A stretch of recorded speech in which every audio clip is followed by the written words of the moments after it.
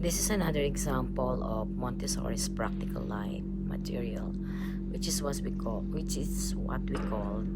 buckle frame.